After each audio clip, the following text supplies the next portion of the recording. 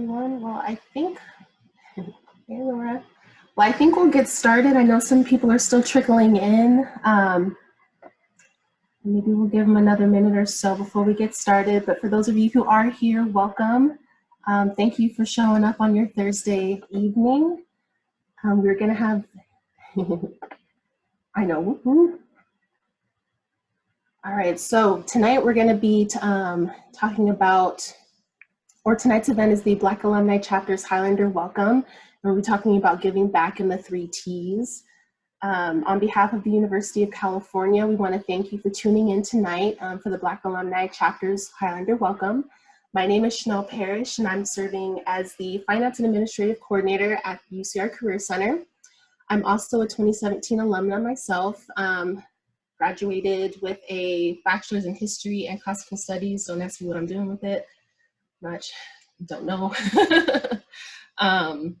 And typically our Highlander welcomes are in person, but and in person allows us to network and meet and greet with folks. But as we're transitioning to virtual events, these events have moved to a new format. So giving our alumni a network or an opportunity to network and focus on specific topics that are important to the chapter and reach a larger audience, not only with just alumni, but with students and staff as well. So today we're going to be diving into the topic of giving back through servant leadership and the 3 T's. This program is made possible by the UCR Alumni Association. If you are not currently a member of the Alumni Association, we encourage you to become one. I became one immediately after graduating. Super easy to fill out the form online. Highly recommend it. But we encourage you to become one and take advantage of all the opportunities that the membership offers for you. And today's program is also hosted by the Black Alumni Chapter. For any questions about the chapter, you can email the chapter's email, which is ucraaba@gmail.com, and we'll drop that in the chat box towards the end of the session. But throughout tonight's session, you'll have an opportunity to ask a couple questions of our wonderful speakers. And if you have questions, please feel free to type those into the chat box at the bottom, and we will try and get through all of the questions towards the end. For your reference, we will also be recording the session today, and we'll send it out after the event with a follow-up email. That way, if you want to share the event and send it out to folks, you have that opportunity too. But we will be joined by 3 of our amazing Black alumni, and our 3 panelists tonight, Kiona Henderson, Burt Wright, and Lisa Gliona. All 3 of our panelists have served on the Black Alumni Chapter Board and have made a large impact on the alumni community. Kiona Henderson is a realtor, entrepreneur, author, motivational speaker, a boundless creative, and she has earned her bachelor's degree in English from UCR and founded the Positive Women Meetup LLC, a powerful networking platform for women to connect, create, and collaborate.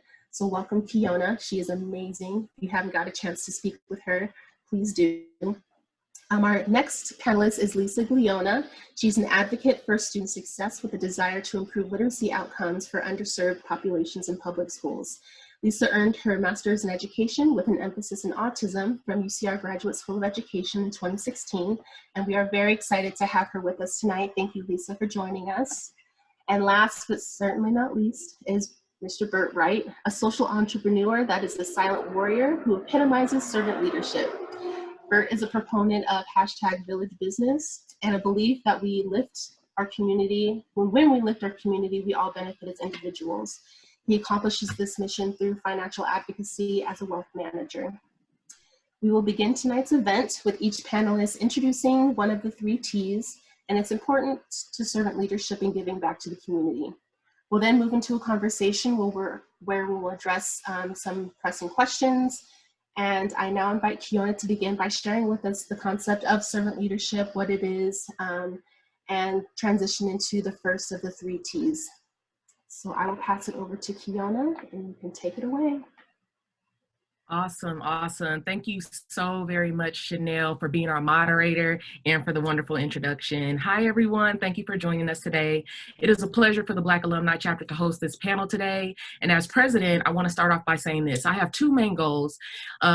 And the first goal is to develop an active and ongoing pipeline between our Black alumni network at large and our Black scholars. My second goal is to establish a Black Alumni Chapter endowment fund into perpetuity, which means it'll be active on campus forever.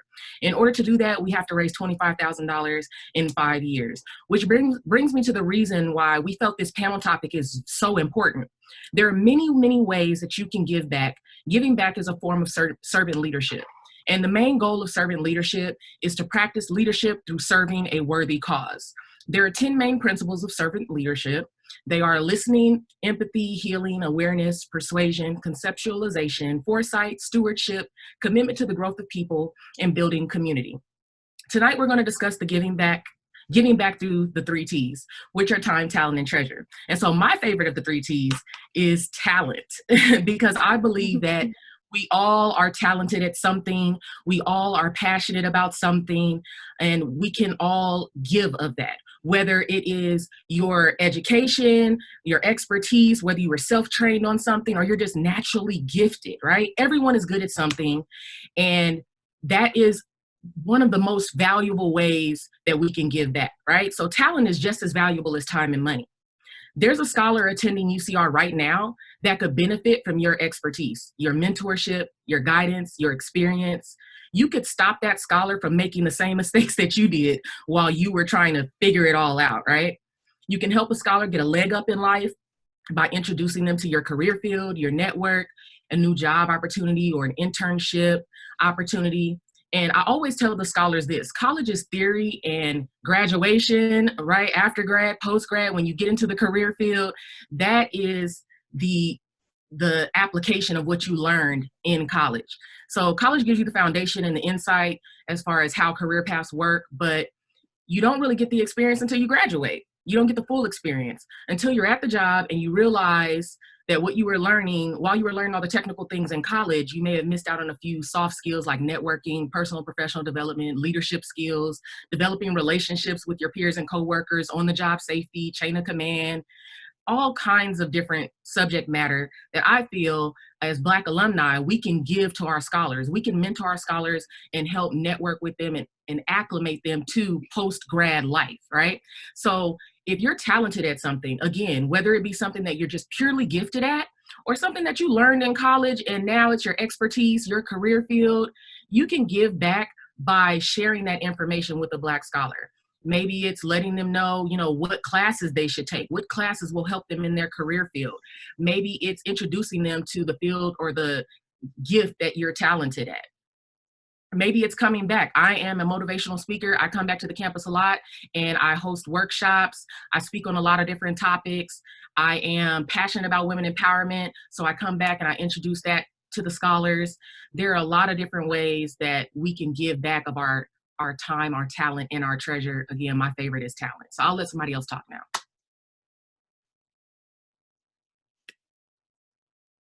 So hello, everyone. I guess I'll go next.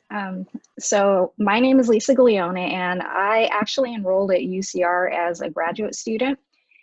And the time I spent there was one of the most rewarding experiences of my life. It's where I grew both educationally and professionally, along with peers and faculty. And together, we just formed an amazing community. So giving back is meaningful to me because it's important to share that piece of experience, a piece of that experience that I had with others, particularly my fellow Highlanders. So tonight I'm going to speak briefly about giving back through time. I came across an interesting quote this week, and it said, "I think the most expensive thing we spend is time." Now, quite often when we think of time, we think in terms of fluidity. Time is passing so quickly. There isn't enough time. If only time could stand still.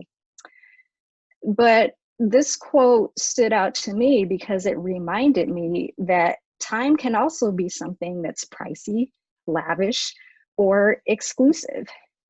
So I want to frame time from that perspective because it is something that is valuable, and time can certainly influence how we give back. So why give back? Obviously, there's many reasons to give back, but I'm only going to talk about a few of them. First of all, giving back provides a sense of purpose. It helps you to know that you're doing something meaningful. Giving back expands your network and it connects you with community. So what does that look like? What does it look like to give back through time? Well, that can manifest in many ways. And again, I'm only going to focus on a few key points tonight. So the first way is to stay connected, right? So you can stay connected quite simply these days by just using social media. Signing up for, subscribing to a social media account at the Graduate School of Education. We have a Facebook page, a group page. And so you can, maybe you're not like a big social media guru, but you could just simply like a page, and so you can donate your time that way. It could be a website. It could be just keeping in touch through a newsletter or another publication. You can also donate your time by volunteering and or attending events. For example, Highlander Week of Service just passed. Homecoming is coming up. And every spring, for example, the Black Alumni Chapter hosts an annual scholarship gala. So whether you're volunteering or participating, it's still possible to donate your time to support something that's meaningful for you. You can also donate your time through giving by seeking out service opportunities on and off campus. That might look like tutoring. It might look like mentorship opportunities, but just looking for service opportunities would be an excellent way to give back through time. So whether you're at the beginning, the middle, or the end of your educational journey, I encourage you to consider how you can give back through time. And that's all I have. Next. I want to go ahead. Thank you, Kiona. Thank you, Chanel, for the invitation. Thank you, Brock and UCR Alumni Association for this invitation there. It was great to see so many faces. I've seen the names here. I see Andrea, I see Dr. Cordes, I see Jelani. I see Laura's well there too, and I want to say thank you for the opportunity to share here today. I've been asked to be the money guy. I'm the one that they ask, talk about money, make it rain, all that good stuff. So, because it is what I do professionally. I help people manage money. People who work with me, I help them prepare exit plans, exit strategies for their financial well-being, so they prepare themselves for their professional lives, how they want to retire, how they manage their money, how they want to live their lives going forward there too. And undoubtedly, I didn't start that way in this profession. When I graduated from UCR in 1999. I actually went to education, was a teacher for many years, entered corporate America. In about 7 years of corporate America, I actually entered the financial services industry because I was, was fortunate to meet my bride to be, who also is a UCR alum as well there too. And I realized I wanted to create a lifestyle and take care of financially in that process there too. Financial services, let's be honest, at some point when you graduate, money rules everything around me. Wu-Tang Clan, shout out, right? Because whether you are a freshman, a sophomore, or a junior, or a senior, at some point, if you are not of a certain economic background, at some point, you are counting on what, for myself, who graduated in the 90s, the first of every quarter was like the long line at the Highlander building. As we were waiting for our refund check to come on in, at some point, we talked about it, we called it almost like it was payday at UCR, the first of every quarter. As we graduate to the 2000s and beyond, I'm sure many of you are very much familiar on the first day or second day of the school year. Direct deposit is your best friend. You're probably hitting refresh in your account every single moment they're going at some point, hoping at some point you can manage your money there too. So when I see Jelani, I see Dr. Bennett, when I see, myself, I see Teresa Hunter here, there too, as well there too, who've all gone through many different decades of school education. Your financial contributions helps to support those who are trying to get their education, at some place in their life. UCR has a great reputation as being one of the largest UC systems with the largest amount of first-generation college students. That means many of those may not come from households or lifestyles where they can afford to pay for college. They are depending heavily on grants, loans, scholarships, working a part-time job, either on or off campus. So when you get that phone call and someone says, hey, are you open to donate a portion of your income, your paycheck, think about your own experience as a college student. Now, granted, you may be a fresh graduate out of UCR, still waiting for a first-time job. And you're like, hey, all I can contribute is $20 a month or $20 a year. That $20 adds up. Now we're looking at over 120,000 graduates of the UCR system, of UCR. Times $20, that can equal several million dollars for those students to support them over that time frame there too. So I want to encourage you realize that when it comes to treasure, every little bit counts. There's no small amount that's too small. A lot of people doing a little bit can make a big difference for every college student. My personal experience, and I'll share this briefly to the time, at one point in my college career, I had to take time away from UCR because I had ran out of financial aid at some point. It required to take a brief break from UCR for about a year and a half before I could afford and have the finances to go back to school. What I mean was that instead of graduating in 4 or 5 years, I took the extended 7-year process. I was, like Fudge from Higher Education, that movie. You guys remember that movie, whatever, right? I was Ice Cube. If you guys don't, might be timing myself some kind of way, right? But the point is this: much as I love talking about money, I understand we all have a value proposition we can provide, and whatever small amount you can contribute to UCR Black Alumni, to the students, it counts, it matters, and we appreciate everything you get to share and giving that time there too. So with that, thank you guys for what I have to share. Thank you so much, Kiona, Bert, and Lisa, for breaking down those concepts and sharing them with us. I think it's very clear the passion that all three of you have for servant leadership, and I think it's a perfect example of the type of just the wealth of knowledge that can come from our Black Alumni Network, so thank you all. So we're going to kind of shift gears a little bit and shift into asking some prepared questions that were sent ahead of time. I'm going to start with a couple of questions that we received, and then from there we'll move into the live Q&A portion. So as a reminder, for those who are attending, if you do have questions, please drop them in the chat box and we'll make sure we get to them towards the end. So our first question, and we'll let all three panelists answer this one. We would love to learn a little bit more about you and how you developed a passion for giving back. And we will start with Lisa.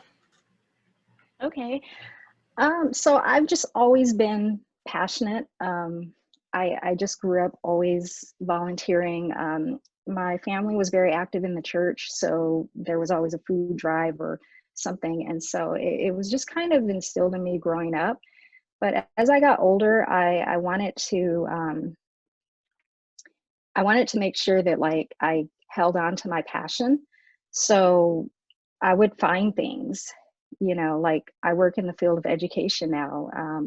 And within the field of education, I started out as a special education teacher because I just had a passion for serving students who are typically underrepresented. So I would say that for me, it was just something that was ingrained in me, and I just like took that passion and I ran with it. So I would encourage folks to, if you're looking for a career, if you're looking for a college major, just what's your passion? What are you passionate about? Because right now I go to work every day and it doesn't really feel like I'm doing a chore. It just feels like I'm serving people. It just feels very ordinary. So if you don't have a passion, then I would say just to kind of, think about things that you're good at. Think about things that you do naturally without any type of hesitation or, putting it off, procrastination. And that could possibly be an area that you're very passionate about. And so I would suggest maybe trying to find like some volunteer opportunities in that area just to kind of see if that's where it fits for you. But I would definitely just encourage everyone to find your passion and run with it, because then your service will seem more ordinary. I'll go next. My passion really comes from the example I saw within my dad. We grew up in parts of South LA, and he started a neighborhood watch program when it was very unpopular to do so. Living in that part of LA, we lived between Hoover Figueroa on 47th Street, for anybody familiar with that. It was right down from Exposition Park at USC. And at that time frame, I watched him go out there and pound the pavement to create and try to create this safe space within this drug-infested, gang-infested neighborhood in many ways. So that was my example. And for me, giving back really is, they say, service is the rent we pay for living on this planet. And because of that, I understand that for me, service gives me a natural high. I feel that the more I serve, the luckier I get. Like the more I serve, the luckier I get. I make so many great connections from serving on such a regular basis. People who are doing great things in the world, I don't think I would have met if I didn't find value in serving in many ways. So that's my passion for serving.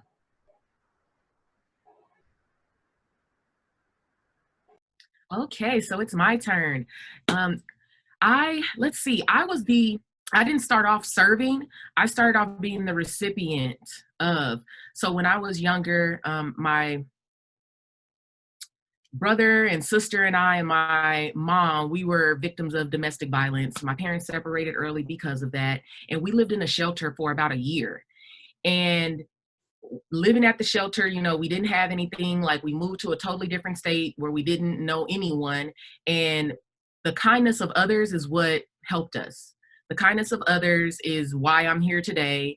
Whether it was giving, allowing my mom with her 3 young kids to come in and sleep on the couch until we got to the shelter, groceries, dinners, packing us meals, babysitting us for free while my mom went to look for a job and get a job. So early on, that was my first experience with someone giving back and me being on the other end of it, right? And so when we got on our feet, my mother made it like a thing. It was very important to her that she give back, because we didn't have a lot, but she felt like the least I can do is volunteer. So that formed into us doing a lot of volunteer work at the church. We were at church probably 7 days a week doing something: choir rehearsal, Bible study, feeding the homeless, whatever the church had going on, we were there. And a lot of our work at the church, those of you who, go to church, have that same experience with me, have gone to church, were raised in the church, is about giving back. So I did a lot of that. And then it just was something that stuck with me because, as Bert and both Lisa mentioned, it makes you feel good. It makes you feel good. And to help someone else, I feel like is what we're supposed to do. When you have a little bit, even if you don't have a lot, it could just be like sharing your sandwich, sharing your chips, it could be giving $5 to someone so that they can buy some food or, get something to drink or whatever, right? Giving back in any way, giving somebody a tip, mentoring somebody, it makes you feel good. And I feel like, I'm earning my spot on this earth because I'm giving back, when I'm able to. So that was my first experience with it. And that's why I continue to. I'm an Eastern Star. My chapter is in Riverside, Queen Elizabeth chapter number 8. And we do a lot of servant leadership and volunteering through our chapter. We feed the homeless, gather clothes and meals and things like that for those that are less fortunate. And I just try and incorporate it into every area of my life because I also want to teach my children that. And it's just something that I'm going to do forever, because if I am fortunate enough to have just a little bit more than somebody else, then I feel like it's my responsibility to help others out a little bit. Thank you all for sharing. I wanted to follow that up with, I think all 3 of you touched on it a little bit, that some of the passion for giving back stemmed from helping out in the community and volunteering in the community. Can you share with some of our new alums how the Black Alumni Chapter, what initiatives that they've done to give back to the Riverside community or the local community in the IE? And then anyone can answer. Okay, I was trying to take myself off of mute there. So we do a lot of our volunteering does stem from helping our scholars because that is one of our main goals with the Black Alumni Chapter. So we'll do events on campus and off campus for our scholars. One of which I'll speak on because I had a big hand in planning it is the leadership series that we're doing on campus. Well, we started it last year on campus and we host it every month. It's in partnership with African Student Programs. We host it once a month. It's about a 45-minute to 60-minute workshop where we bring in a Black alumni who has experience with leadership, and they teach a subject basically. So it's not like lecture hall, it is interactive. And so we do that, you know, all of our Black alumni volunteer their time. We do that once a month. We will be continuing it this year, and it has a different theme going this year. So we'll be announcing that soon. We also participate with different volunteer initiatives that the campus hosts. So we just did, maybe this was like 2 weeks ago, we, in partnership with the school, we did some volunteering. There were, forgive me because I just lost my train of thought and I forgot the name of it. So someone can. Highlander Week of Service. Bert, I know, Bert's always, thank you, Bert. Listen, village business. Highlander Day of Service. Okay, Bert always helps me out, you all, village business. So, Highlander Day of Service, where we donated to food banks. Lisa Gliona donated to the food bank. Bert gave blood, and then I and my children, we did some coloring and sent off letters for troops and the elderly. So there are always a lot of different ways to give back. We're always looking for more opportunities. And we also did volunteer work within the Riverside community. This was last year, where we helped to paint some buildings that had been graffitied in Riverside, like downtown Riverside and some of the surrounding areas. And we helped to plant produce at the UCR has, again, lost for Art garden? Thank Is you. it Art garden? UCR has a garden, but I knew it had a name. So our garden, we helped to plant at our garden for a volunteer activity as well. And I also want to add to that, Chanel, is that a couple of things we also do as a student, when I was the previous president, but also currently still as a current member of the Black Alumni. You know, I just, you know, when any student comes to us and asks us for help, it doesn't have to be a formal program. We'll say, hey, you know, who do you know? If a student says, hey, I'm interested in media services, or I'm in, you know, film studies or different things we've had, or I'm interested in sports management. Last year, we actually 2 years ago, we had some students we had a Black alum that worked for the NFL Network, and they put call and say, hey, who do you know might be interested in TV broadcasting? So we brought about 2 or 3 Black students from UCR to NFL Network to expose them to opportunities, career opportunities, and internship opportunities. We're proud to say actually one of the UCR Black students at that time graduated and got an internship job opportunity with the NFL Network. And then we also are engaged in advocacy. You know, Keon and I sit on a couple of boards where we're helping to encourage and make sure that the Black faculty and staff, the faculty and staff is more diversified with more Black faculty and staff. And so we send those opportunities to have those conversations that sometimes aren't always shared. And then lastly, you know, last year we had an opportunity to present at the UCBAC conference and to share our advocacy and our activism on campus there too. Once again, Riverside represented, because, you know, once we pioneered the alumni presentation, because they never had a alumni presentation at the UCBAC last year. So we try to stay active and be present where we can, you know, in the midst of our busy schedule. We try to do what we can to make a difference. Thank you both for sharing that. All right, we're going to go into our next question. So what if someone doesn't have a lot of time or even recognize what talents they have to give? What do each of you recommend for folks who are kind of in that mindset? And we can start with, go ahead, Fiona. Sorry. I think girl. You know, if you don't know where to start, contact us. Our email is ucraaba@gmail.com, because we can definitely walk you through the process and brainstorm with you. You know, if you don't, and I want to also say this, you don't have to have a lot of money. You can have $1. You can have $5. And I am so serious about that, because every dollar adds up. We can't have $5 unless we have 4 ones. Okay. So every single dollar adds up. You don't have to lock yourself in to continue to give every month if you don't have it. Give what you can. Maybe you have it this month and you don't have it again until next year. That's totally fine. You know, if you don't know what you're talented at, as Lisa mentioned earlier, I encourage you to find out what you're passionate about. Sit down and make a list of the things that you're gifted at, the things that you're good at, the things that bring you joy. All right. And they don't have to be it doesn't have to be rocket science. It doesn't have to be anything super technical. It could just be, you know what? I'm passionate about poetry. I'm passionate about writing. I'm passionate about Black culture. I'm passionate about fedora hats. I don't know, anything. Okay. Because our Black scholars share some of those same passions. We're multifaceted as Black people, period. So don't box yourself in. if you are, whatever you're talented at, again, reach out to us, and then we can find a way to connect you with a Black scholar, or maybe another Black alumni, or a Black faculty and staff member who can help you to kind of amplify that passion, help you to find a way to give back to our scholars on campus, or within the community of Riverside. So that's what I would say about that. I'll pass it on to Lisa or Bert. Yeah, I would just add to that to say that if you feel like you don't have a lot of time, the time is there somewhere. It's just a matter of finding it. So as I mentioned, social media, it takes very little time just to like a page, right? And when I was in graduate school, we were very busy.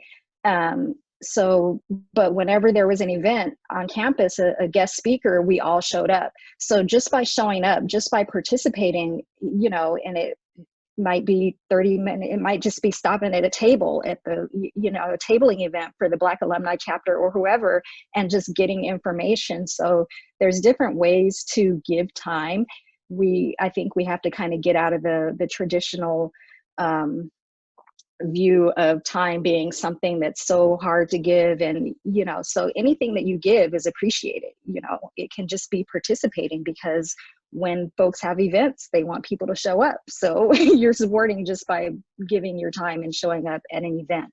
But, I would say if you are able to just like a page on social media, and then you just automatically are getting updates, and you take it from there. If you have time to go to the event, not, but just by staying in the loop, you're giving your time, you're donating your time. Bert, did you want to share? Okay. All right, so our next question is, some people are hesitant to donate because they can't give much. And Bert, you kind of touched on this a little bit earlier. How can small donations still have an impact? And what are some treasures outside of money that someone can give? Well, thank you for Chanel for bringing that point up. Like I said, no amount is too small to give. It does add up over time. And as we grow in our professional career, see, the biggest thing about starting small with giving, it gets you in the habit of giving. So whether that's $5 a month, $10 a month, as you starting your career path, that's fine, because multiply that number by several hundred alumni that give $5, $10 a month. It adds up pretty quickly. As you grow your professional career, you're now making, mid-career or top career or high career income, or whether, or if you're, a budding entrepreneur or become a seasoned entrepreneur at some point, and you're able to give more, what happens is you now create the habit of giving at when you had a very little to give with her, right? And if you could be a great steward of something little, you could be a great steward of something much bigger with her, right? So that's the money standpoint with her, right? As far as other treasures, if you have connections, if you have contacts, I mentioned an example of how we had an alumni, I guess the right word I would use, who worked for the NFL Network, who was like, hey, we're trying to bring some more Black students or Black interns to this platform. So if you're saying, hey, I'm going to be able to give money right now, but I have a contact, like for example, one of my firms is currently offering internships, and I've been asked how can I bring more Black interns to my particular firm? Those are the ways. Those then turn into money opportunities with our, right? So maybe you're somebody who's a vice president at your job is currently hiring, and you might not be necessarily in the decision making capacity, but you do have influence with our, right? So there are other treasures beyond just money. What are your connections? What are your contacts? Who can you mentor, as Kiona and Lisa mentioned earlier? But those things all add up over time. So it doesn't always have to be a dollar presentation. But if I would say this, don't discredit a small donation. The key is to get in a habit of donating on a regular basis, and over time, as your income grows, the donations will grow as well there too. All right, did anyone else want to answer the question? Kiona? Yeah, I'd like to add to that, please. So I think the biggest treasure for our young scholars right now is money. However, if you can't donate money, the next big thing is putting them in a position to successfully earn money. So what does that look like? You can consider how you can include the Black Alumni Chapter in future hiring activities at your job, or if you run or own a company. Are you a recruiter? Is your job or your company hiring? Is your job or company in need of an intern?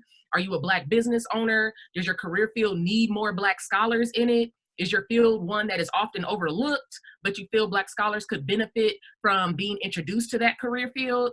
Contact the Black Alumni Chapter, again, UCRAABA@gmail.com, and let us know about these opportunities so that we can reach out and give back to the Black scholars. Again, you know, I know that money is often the big topic, but, you know, time and talent as well. So our scholars need to know how to earn money, successfully earn money, right? They need opportunities after graduation. So that is another way that you can give back. And I want to share one thing, Keon. Someone made a great comment in the chat, which also includes, you know, you graduated from UCR, you've had the experience, you could be a great advocate for the campus as well there too. So when you're out there in everyday experience with this, whether you have children or not have children, or whether you're around young people, talk about UCR, talk about the experience at UCR, talk about, you know, as one of the few UC systems that actually has its own ethic-specific department for Black students. That's a selling point for Camps with Our Rights. So having a active and present Black Alumni Chapter is a selling point for the students who may be looking at UCR or another schools with our rights. So you can be an advocate for the campus, don't necessarily have to be as involved in some ways there too. Thank you. All right, our next question is, in your opinion, what types of misconceptions do you think the average person has regarding philanthropy? And I will pass it to Lisa. I think that is still an area that is not talked about as much in our community. I just think that more education needs to happen, because that is basically how the cycle starts, right? That's how we, you know, we're talking about giving time and giving money. That's where it all starts. Your passion, you know, where do you want to donate your time? Where do you want to donate your money? So I think that there definitely should be some more education in that area for particularly for our young people, but, you know, also for you know, graduates as well. But I do think that it's important to kind of know not only why you're giving, but why it's important, how it can benefit the community, and how, you know, I guess this kind of maybe touches a little bit on financial literacy, but just knowing that, you know, instead of spending this couple of dollars, you know, here on a fast food, you know, maybe you could put it into this area and it could be beneficial to, you know, a nonprofit in your community or something like that. So I would say that that's definitely an area that we should talk about more. And so if I were giving advice, I would, you know, basically tell that to the young person that, you know, let's sit down and let's unpack this idea of philanthropy and let you get an understanding of it to see how you could possibly have that attitude and you know, build your business or organization and give back. Thank you, Lisa. Go ahead, Kiana. I totally agree with Lisa. I think that we need to change the narrative or reintroduce the narrative of philanthropy, especially in the Black community, because philanthropy is basically the desire, right, or the passion to improve the welfare of others, okay? And a lot of the time that we hear that word philanthropy or even servant leadership, we think of, or charity, right? These are those key words, right? We think of money. And so I know for me, especially after I graduated, I didn't have any. Like UCR was emailing me and calling me like the day after I graduated. And I was like, listen, I haven't even gotten my diploma in the mail yet, you know? So we often think from a lacking standpoint, like I don't have it to give, I'm trying to get it, right? And so that's where these other T's come in, you know, because yes, you may not have money, but you have other things that are just as valuable, you know, as a motivational speaker. So people pay me to go and speak at their events, right? But every now and then I will speak at an event, I will volunteer my time, okay? And that's valuable for me and for them because I'm still giving something, right? I'm still giving something. So that's why it's important to think of like what other treasures you have, what other talents that you have, you know, do you have time? And time doesn't have to be an hour. Time can be 5 minutes of you emailing your HR department or your training department at your job or something and saying, hey, I'm an alumni of UC Riverside, and I really think that you all should focus recruiting efforts at UC Riverside. You know, here's the email for the Black Alumni Chapter. Here's the email for the UCR Alumni Association so that you can connect, you know, them. You took a little bit of your time and made a connection, made a referral, right?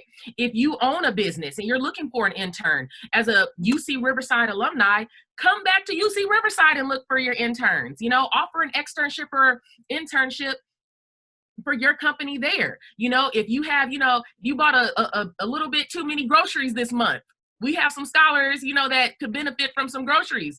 Contact us. We'll go drop them off. You know, if you have anything that could be of benefit. My company was sponsored by a hair care brand. And so Black women, our hair is important, right? So I have boxes of hair that I brought to campus for the scholars. I'm like, hey, sis, here's some braiding hair. Okay, took a little bit of my time, drove down there, dropped it off. It wasn't money, but they could still benefit from it because that was a value to them, you know? So I think that we need to change the narrative of what philanthropy looks like, what charity looks like in the Black community, right? And explain like all the different ways that we can improve the welfare of others. It's not just through money. And I think that's the biggest misconception. When we hear the word philanthropy, when we hear charity, when we serve in leadership, we automatically think of money and how we don't have any, you know, to give or whatever our financial situation is, you know, all the other bills that we need to pay for, all the other things, right? And we just block ourselves from it instead of saying, you know what, hey, I can spend one Saturday a month giving back at the R Garden. I could spend an hour this weekend mentoring a scholar from UC Riverside. You know what? I can send that email to my HR department or my hiring department. You know what? I have a little bit of extra money this month. Maybe I'm not going to give the cash, but I can give some groceries to a scholar. You know, so think along those lines, think outside the box. And again, if you need help brainstorming, contact us and we will help you. Thank you all. The passion, did you feel it? I felt it. She was getting closer and closer to the screen. I felt it. So our next question, what types of initiatives would you like to see the UCR Black Alumni Chapter participate in the next 5 years? Well, what about you? Go ahead, Kelly. You want to share real quick? I'll share mine real quick. Go ahead. So, I mean, I know Kelly's gonna have hers, but one of my biggest passions since I was a student at UCR in the 90s is become one of the biggest advocates for larger, increasing numbers of Black faculty and staff, specifically Black faculty on our campus. It has been an ongoing issue since I graduated almost 20 years ago. I think that space continues to be a present issue for our community. And that level of representation, no matter how you say it, we have to get beyond the pleasantries and get beyond the political correctness of that all and recognize the value that as a university that has prided itself on having such a high level of Black graduation rates and have such a diverse student body, continues to struggle with the level of Black faculty on this campus and even Black staff in positions of decision making there going forward there too. So if we're going to talk about initiatives I want to get behind, that's one of my biggest ones as Black alumni. And I'm done. So I would say scholarships for one, because the price of education is getting higher and higher. And even with, you know, the middle class scholarships and the blue and gold and scholarships of those sorts, it's still the housing, you know, if you add housing into it, it still just kind of produces a really expensive rate. But along those lines, I would like to see workshops. I mentioned financial literacy before, because I think there needs to be more education in terms of financial aid. Once you graduate, you know, how to nail that job, how to find a job that's going to help you pay back, you know, that loan and things like that. So I would say workshops on more independent skills, I guess, like transitional skills from college into the real world, but definitely scholarships, because the price of education is not getting any lower. And I think particularly for people of color, I think that those opportunities that were present before are dwindling.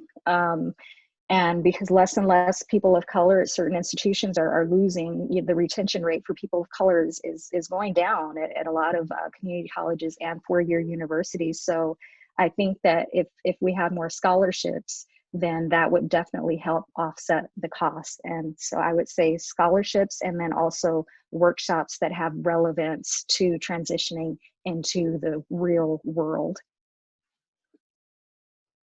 I love it. I love it. Lisa and Bert both brought up some great things, and I totally agree on the topic of financial aid.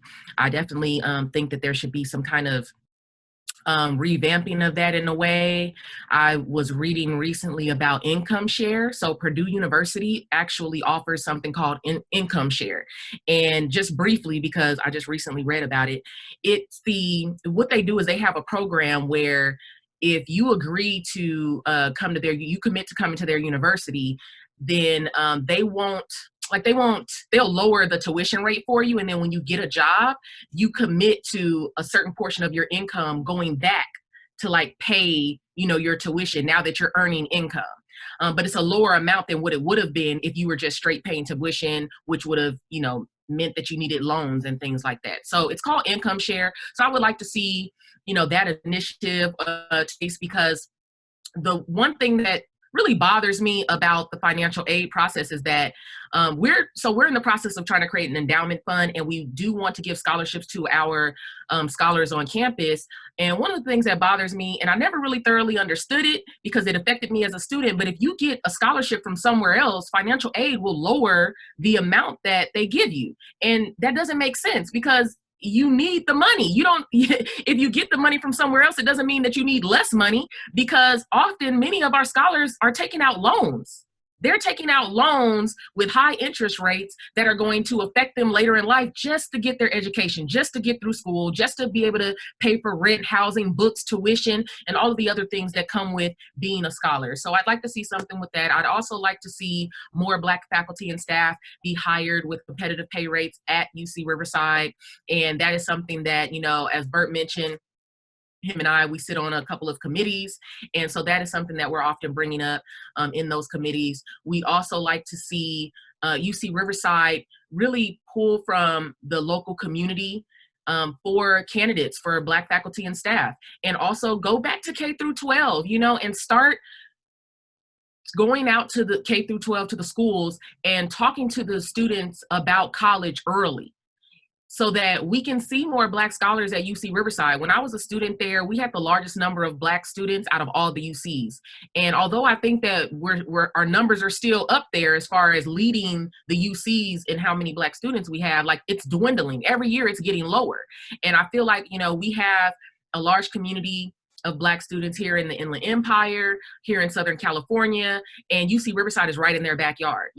We have a large amount of people who have gone off to other colleges, graduated, come right back to Southern California, come right back to the IE, because their family is here and they need jobs, and they're scholars, they can do the job. And I would like to see UC Riverside recognize that, pull from that, so that we can service our community. Thank you all for sharing that. All right, so we've got about 10 minutes left of our event. It flew by, it went by so fast, but I wanna make sure that we answer some of the questions that we've received from the participants. And the first one I have here is, of all the communities and circles that you're in, why did you choose to give your time to UCR? And then we'll have each of you take a quick second to answer that. We can start with Kiona, since you're right here on my screen. Awesome. So I actually am still involved in a lot of different servant leadership positions, if you will. So being involved with the Black Alumni Chapter is not the only one, but the main reason that I chose to give back and be a part of the Black Alumni Chapter is because when I was a student there, I needed resources. I needed tools, tips, and things of that nature. I had a very hard time. I was struggling financially as a student. I was struggling personally, and emotionally as a student. And I don't ever remember an alumni coming to campus, let alone a Black alumni coming to campus to talk to me about anything or to offer mentorship, to offer to buy me lunch. any of that, to do a workshop. I remember there being things, you know, on campus for us, yes, but specifically a Black alumni, no. So I said, you know, when I graduate, I want to come back and give, like, and whatever that looks like. And so after I graduated, when I found out that there was a Black alumni chapter, I was like, oh, perfect, you know? And so life gets in the way, and you're not always able to do things, you know, at the time that you plan to do them, but that was always one of my goals. So when my schedule cleared a little bit and I had more time to be able to give back, because at the time I didn't have money, you know, I went ahead and applied, and I started out being the secretary for the Black Alumni Chapter. And again, it was just simply because I was very passionate about giving back, and I wanted to be a Black alumni that I would have liked to know when I was a student at UC Riverside. You know, I wanted to be that Black alumni that if I'm on campus that day, you know, I see a Black scholar walking out of ASP, or, you know, walking out of wherever, and I'm like, hey, let me buy you lunch, you know, or come back and do a workshop, come back and sit in the quad or whatever, wherever, and, you know, just get to know the students and be a source of information for them, you know? So I said that I wanted to do that, and I did it. And that is also why I encourage other Black alumni to do the same. Thank you. All right, did Lisa or Bert want to answer the question? Ditto. All right. Yeah. Ditto. I mean, I had an amazing experience as a graduate student, but the only negative thing that I could say is that there were not a lot of people of color in that program. And so at the time I was working in South Central LA, and you know, the whole time I'm like telling these high school students, oh, you know, sign up for UC Riverside. It's an amazing school. And, you know, and they were doing it. So when I found out that there was a Black Alumni Association, I was like, I have to get involved. I just have to, because, you know, this is just kind of like going to be the missing piece to the puzzle, you know, and I just knew it would be, and it has turned out to be all that, because we are doing amazing things.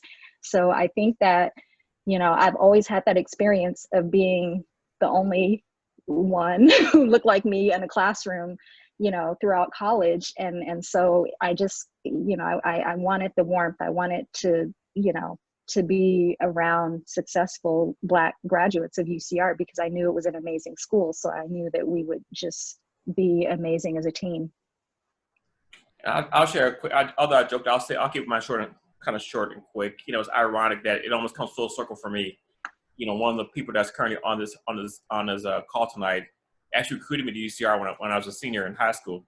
And coming full circle, you know, UCR has been great to me. It's where I grew as a person, professionally, personally, in many ways there too. And you know, I would say on one hand, you know, I bleed, you know, blue and gold. On the other hand, I bleed, you know, we're black and green. So combine the two together, you know, UCR Black Alumni made for a perfect fit there too. So I can't seem to leave it. It keeps calling me back.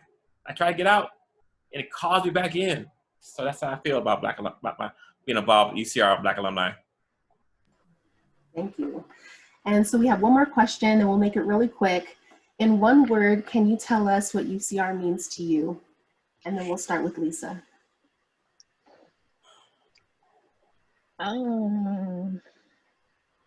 Transforming.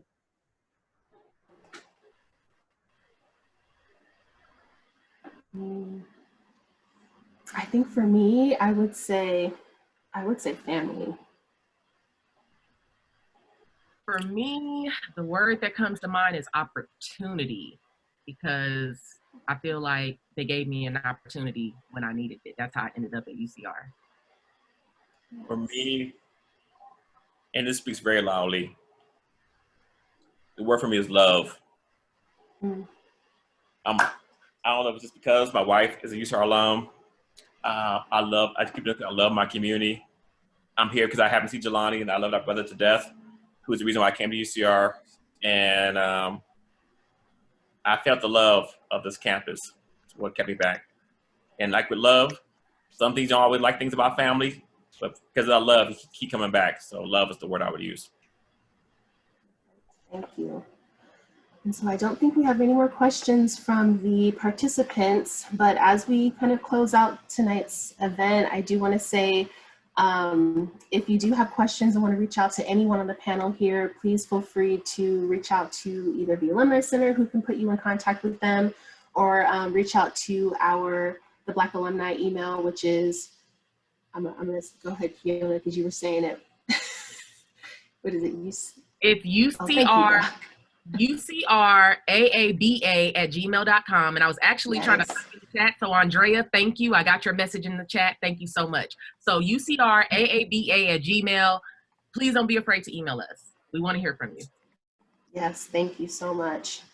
All right, and then as we just round out, I do want to say thank you so much for all of our participants, Kiona, Lisa, Bert, thank you so much for coming and speaking with our great new alumni and all the participants here. And I do want to do a quick plug for one of our staff members, Laura Davis, who's also on the call. She's part of undergraduate admissions. And if anyone here on the call is interested in outreaching and recruiting our prospective students, our prospective Black scholars, please contact her at undergraduate admissions. We want to make sure that we, stay connected and reach our Black scholars. And I also want to do a quick shout out to, if you want to connect with the UCR Black Alumni Network, our social media is on this page, our Facebook, UCR Black Alum, and then on Instagram at UCR Black or UCR Alumni. And if we don't have any other further questions or comments, all right, some upcoming events. On September 1st, we have Industry Insights, Entrepreneurship. And then for the rest of this month, we have a lot of things coming on. So the 15th, UCR Alumni Career Network, 22nd, Industry Insights, Career in Sports. And then in October, we have the 2020 Black Alumni Scholarship Fundraiser. So if you're interested in attending any of these events, please feel free to reach out to anyone here on the panel or the Alumni Center. And I think we're ready to close out. But if you have any other questions or want to just reach out, please feel free. The Alumni Network, the Black Alumni Network is family. And I think what Kiona, Bert, and Lisa mentioned, it's all love, it's village business. And if you just need anything, please don't hesitate to reach out. We're all family here and we're all just trying to look out for each other. So thank you all for attending the event tonight. And if any of the panelists want to have any final remarks, please go ahead. Chanel, thank you. You did a great job. Thank you so much for moderating our panel. We appreciate you. Oh, thank you so much for inviting me. I appreciate it. Girl, I'm sweating up here. And thank you everyone for showing up. Yeah, thank you for showing up. Y'all were awesome. Village business.